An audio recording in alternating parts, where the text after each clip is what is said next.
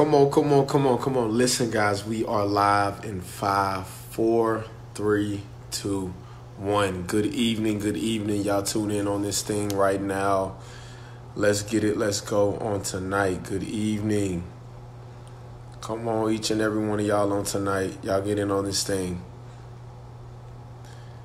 Oh, man, it's going to be great on tonight. It's going to be great. We're back. We're back live, y'all. We are back live. We're back live. Come on, each and every one of you on tonight. As always, shout out your city, your state, your location. Let us know where you're watching from. Shout out your city, your state, your location. If I see it in the chat, I'll go ahead and shout it out. Let us know where you're watching from all across the world. I thank God that we have people that literally tune in. It's amazing just to what I'm being told as of lately, people tuning in, watching all over the world. So I promise y'all, I'm not going to give y'all anything short of God's glory. I'm honored, seriously. God has literally had me in a humbled and a state of humility, just being grateful for what he has given us and graced us with. So as always, shout out your city, your state, your location. Come on, we're going to get it going on tonight. I promise you. We're going to get it going on tonight. Don't let them make you forget what your name is and who you are. So we're gonna get it going on tonight. To God be the glory. Y'all share it, bless somebody with it. Share it early. That way they can see it early.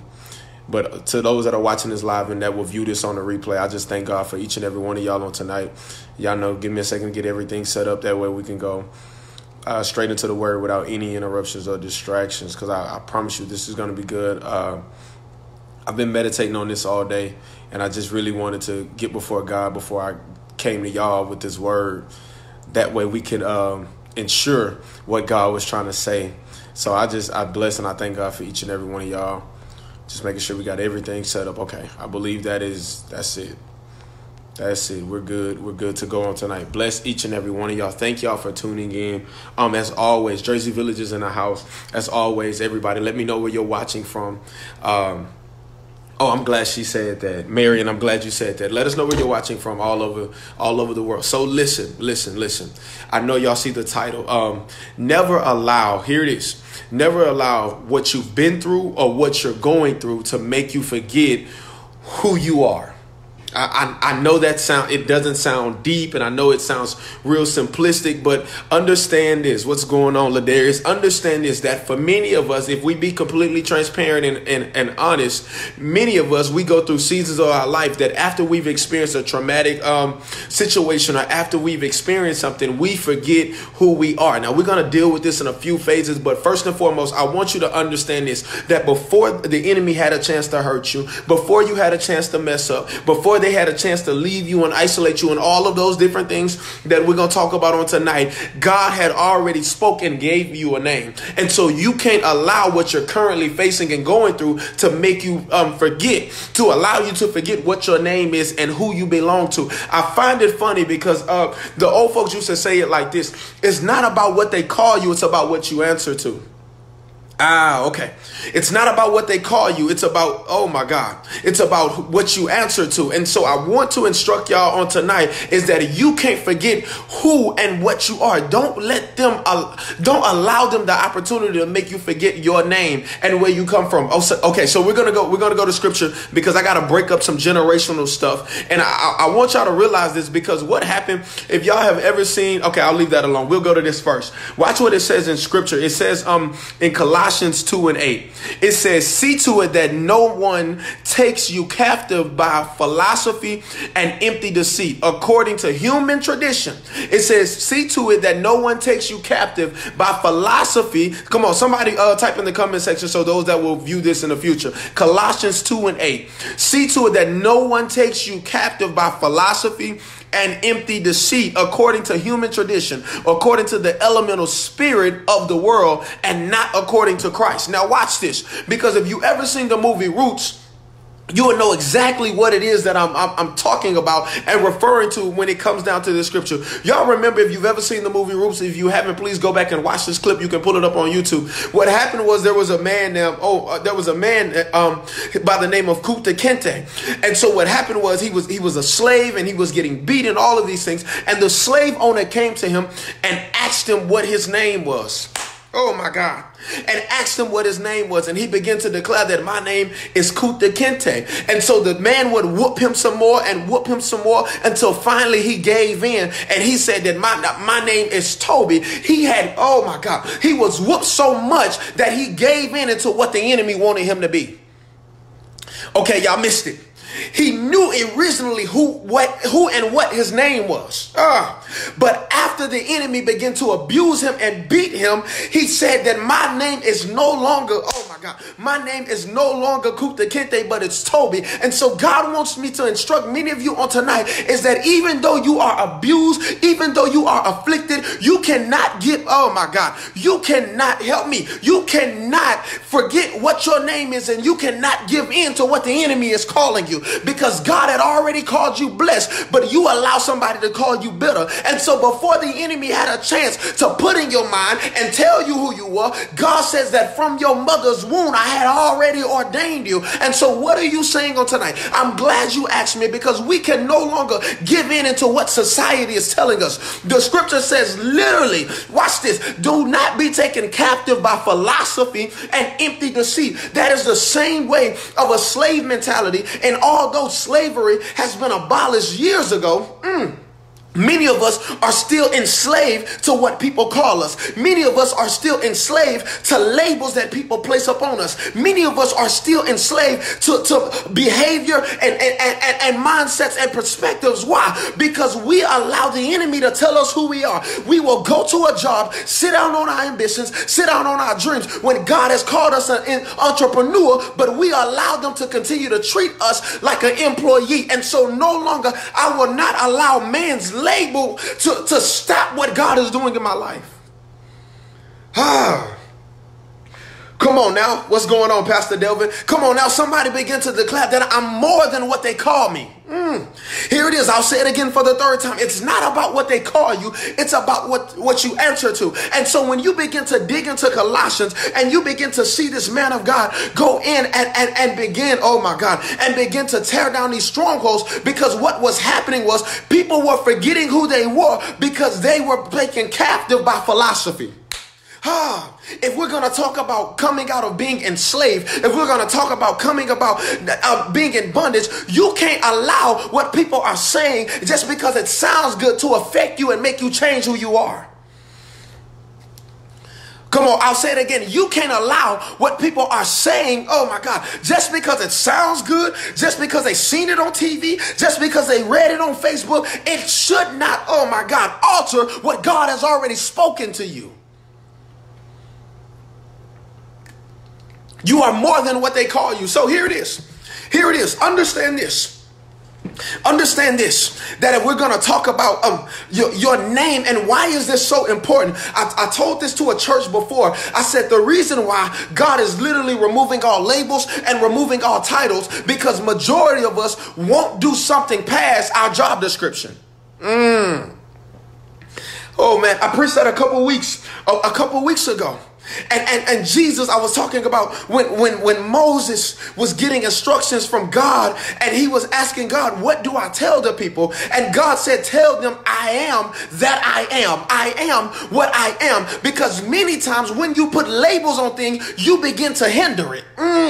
Many times when you put titles on things, you begin to hinder it. Because many of you, if you be honest, the same way I told the church, I'm going to tell you, many of us, if we be completely honest, the first thing we say on the job when somebody wants us to do something is that ain't my job description. That ain't my title. That ain't what y'all pay me to do. And so God is saying, I'm trying to make your name great because your name is bigger than a title. I'm trying to make your name great because your name is bigger than a label. Many of us work for the label to become a supervisor. Many of us work for the label to become a pastor, a preacher, a apostle, a bishop, a prophet, and all of those things. But God is saying it is a name.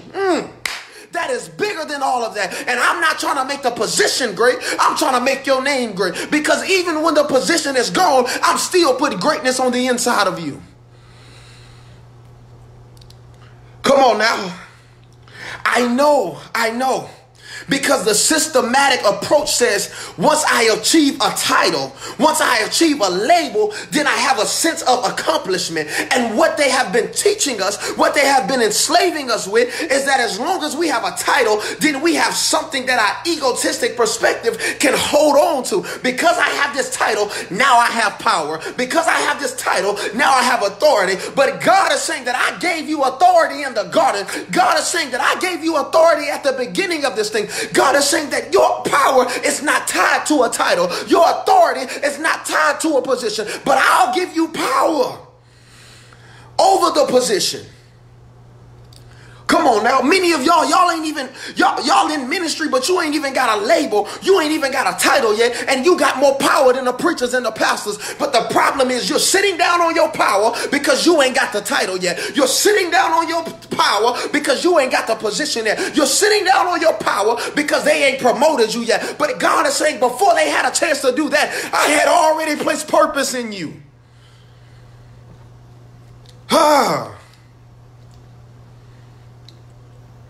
Greater is he that is in me than he that is in the world. That means that he had already put power and authority inside of me before and without the title, before and without the position, before and without acknowledgement. He had already put greatness inside of you. Come on now, somebody share it if it's blessing you on tonight. Watch this. Watch what it says. Proverbs 22. This gonna mess you up. This gonna mess you up right here. Proverbs 22. It says a good name is to be chosen rather than great riches. Okay. I'll stop right there.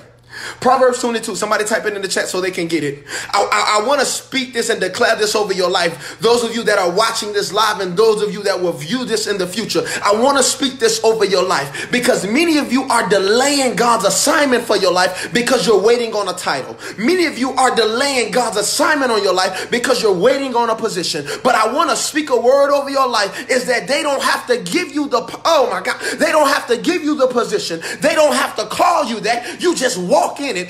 Can I help somebody on tonight? Because before they called me a pastor, before they called me a preacher, I was in my bedroom teaching to myself. I was in my bedroom preaching to myself. And so when they finally acknowledged what was on my life, I was already walking in it. And if there's anybody on this thing tonight that says, I'm not waiting on man's approval when God has already anointed me. Come on. I don't have to wait on your approval or your acknowledgement. God put this in me at birth. I don't need a church to prophesy. Come on now. I don't need a job to pay my bills. But I can walk in the kingdom authority that God has already given me. It says that a good name is to be chosen rather than great riches. I love this because we'll go here. We'll go here before we go there. Watch this. Genesis 12.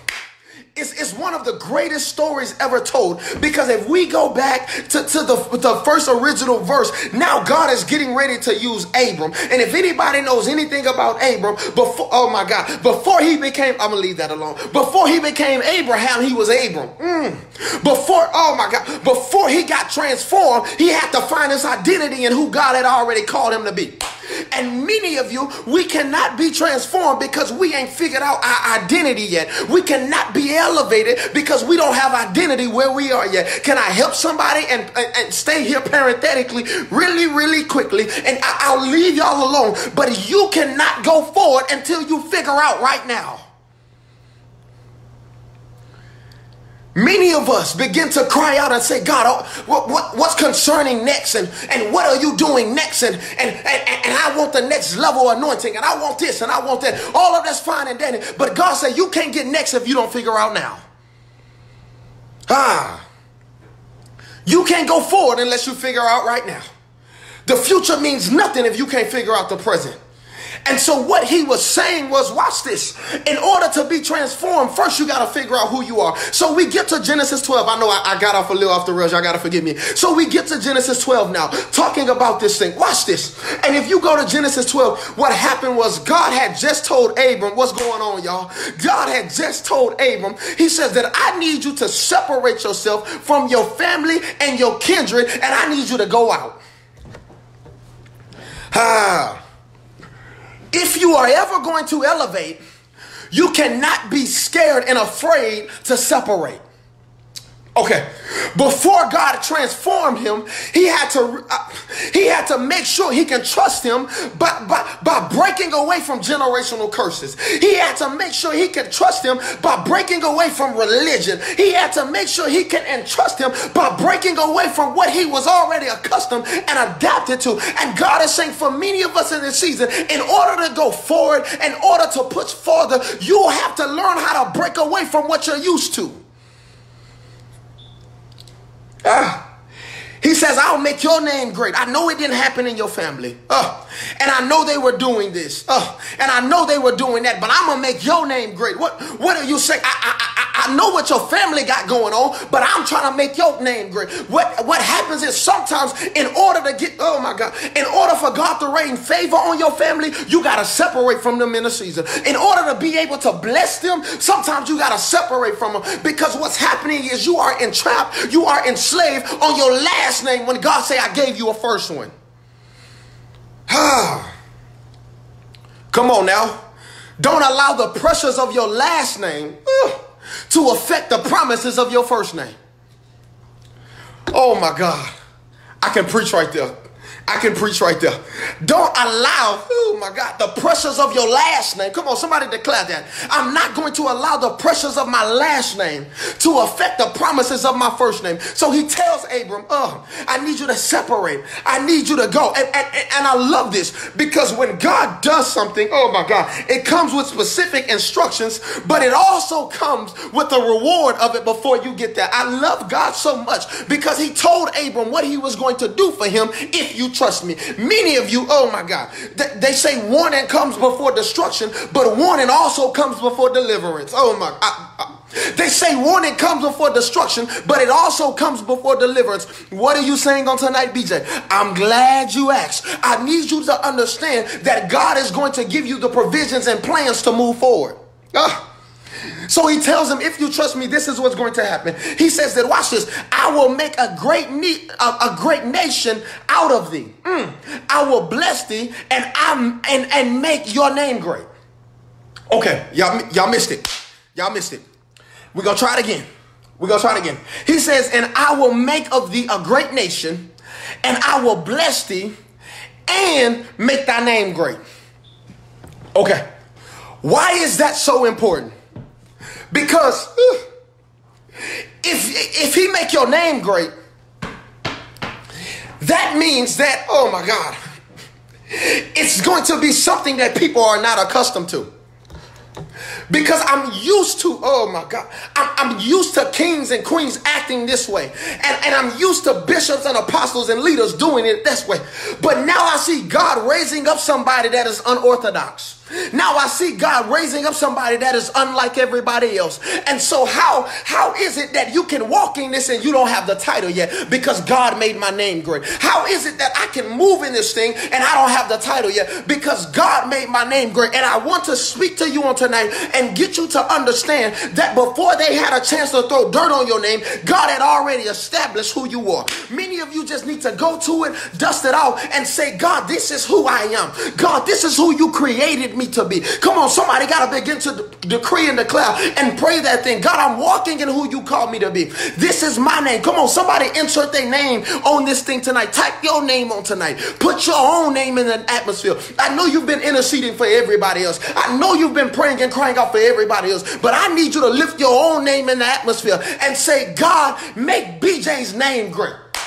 God, make LaJoy's name great. Come on, is there somebody on this thing? God, make Tracy's name great. And you got to begin to declare that, God, I need you to make my name great. Because if you make my name great, if I lose the position, I still got you. If you make my name great after the failed relationship, I still got you. If you make my name great, if I lose everything, I still got a good name. Come on. Y'all better help me on this thing tonight. Your name is great. Before you were a baby mama, you had a great name. Before they called you a deadbeat dad, you had a great name. Before you got incarcerated, you had a great name.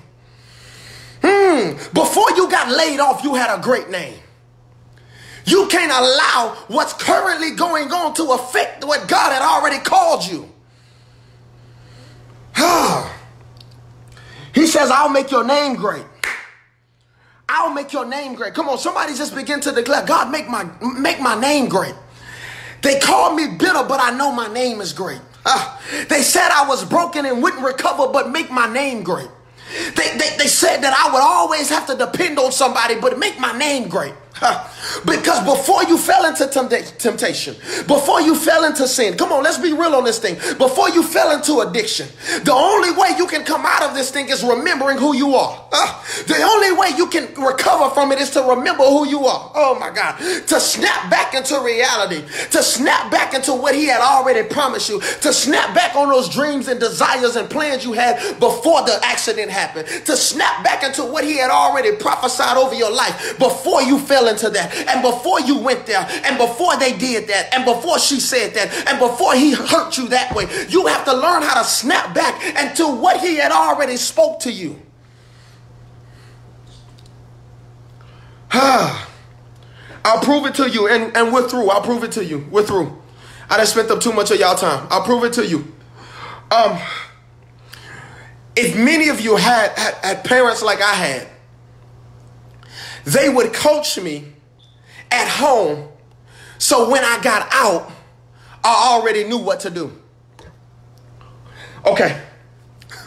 My mom used to tell me, listen, before you get there, I need you to understand that you can't do what everybody else is doing, because God is going to use you.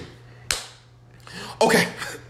And so what happened was, the remembrance of what they had already told me began to play back in my mind every time I got ready to do something.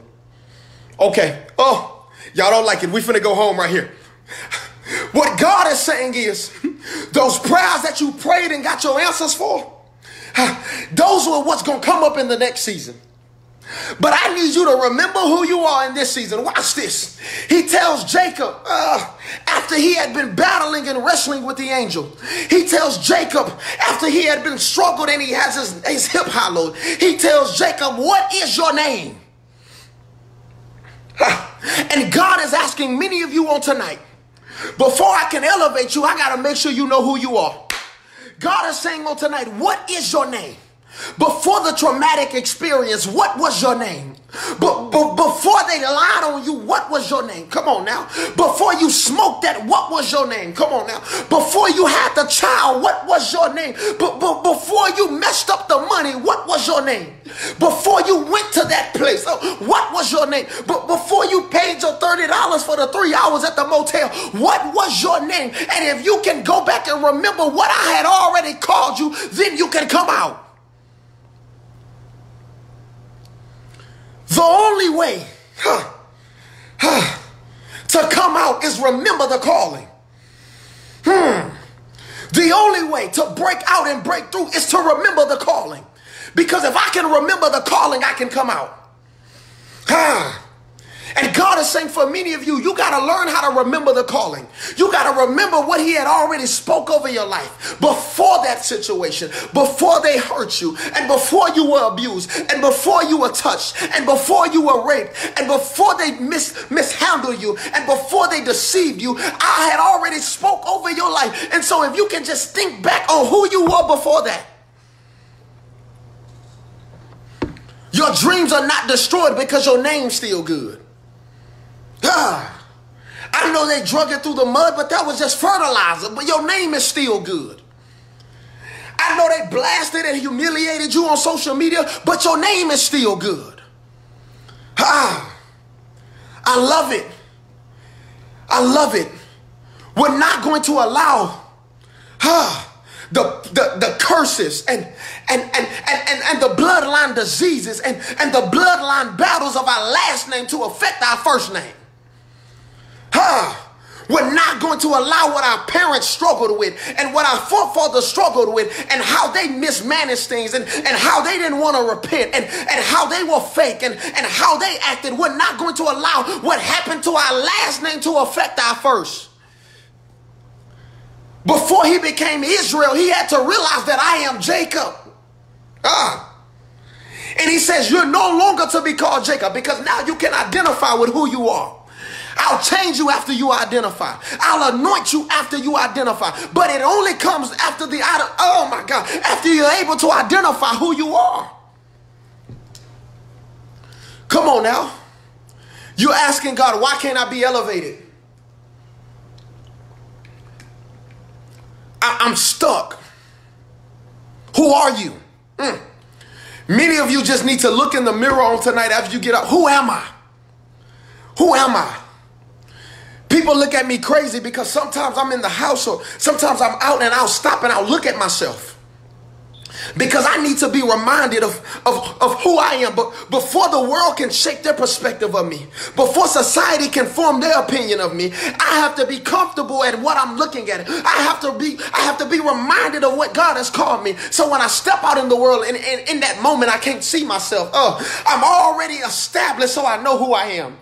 When the world tries to dictate me and push me into positions and push me into labels and push me into titles and push me into child support and push me into government assistance and push me into the prison systems. Come on, let's be real on this thing. When they try to push me into this, I won't fall subjective to it because I know who I am. I am a creation of the Most High. Yes, God. I love this. Greater is he that is within me than he that is in the world. So he says that a good name is to be chosen rather than riches, and favor is better than silver and gold. And the rich and the poor meet together, and the Lord is the maker of them all. That's Proverbs 22, 1 and 2. He says that favor is better than riches. Because if I got favor, I ain't got to worry about money. Come on now. It says that a good name is more than great riches. Oh my God. Because you can have a lot of money, and if you got a bad name, people won't fool with you. You can have a lot of money, and if you got a bad name, then you can't get stuff done in the world. Then you'll be left alone. But if you got a good name, come on, a good name translates. Yes, God. Yes, God. I hear God in the spirit saying that he's getting ready to make many of you the co-signers of your family. Come on now, he's getting ready to make you the co-signer over supernatural things in your family. I don't know why I hear that so strongly. Y'all know I don't try to get on this thing and prophesy, but I hear God saying that I'm making you the co-signer supernaturally. Come on now.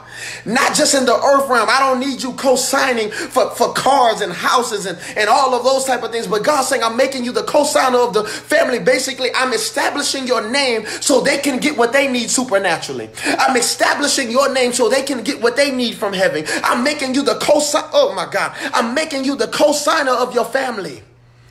Oh, yes, God. Come on now. I'm building you up in the spirit so you can co-sign. When they don't have enough, you can co-sign for what they need. When your children begin to pray, oh my God, it'll have your name attached to it. So God knows that it's somebody in good standing. Come on now. When your parents begin to fall off, you can co-sign in the spirit and God will hear the prayer. Oh my God. Because they have somebody backing them that's established with a good name. And so I need somebody to declare on this thing that God is making my name great tonight. Not tomorrow, not next week, not next month, not before the year is out, but God is establishing my name tonight. Come on now, somebody begin to decree and declare, God is establishing my name on tonight. And I am the co-signer of my family, of all things supernatural. I am the co-signer of my family, of all things spiritual. I am the co-signer of my family, of every blessing. Come on now. I am the co-signer of my family, of every opportunity that comes from God. I am the co-signer of my family. They shall be blessed because of my name. They shall go forth because of my name. They shall come out of bondage because of my name. They shall come out of sin because of my name, because I have established something in the kingdom that resonates on earth. So for you that are watching this live, and those of you that will view this on the replay in the future, understand this, that God will do something with your name that is bigger than the situation that you're facing right now. But all you have to do is allow God to establish your name. Oh my God. And impart on you the wisdom, knowledge, and understanding that he wants you to have. So God bless you. God keep you on tonight. Share this. Everybody that is viewing this thing right now, share it. Bless somebody with it. Let's get this word out to everybody across the world. I won't get on here and ask for a PayPal or a Cash App seed or ask you to send me money on Walmart. I won't do any of that. If you want to sow a share on tonight. If you want to sow into this ministry, just share this broadcast. That is it. That's all we're asking you to do. So God bless you. God keep you on tonight. Keep pushing. Pray, prepare, and praise until something happens. God bless you. Become the co-signer in your family.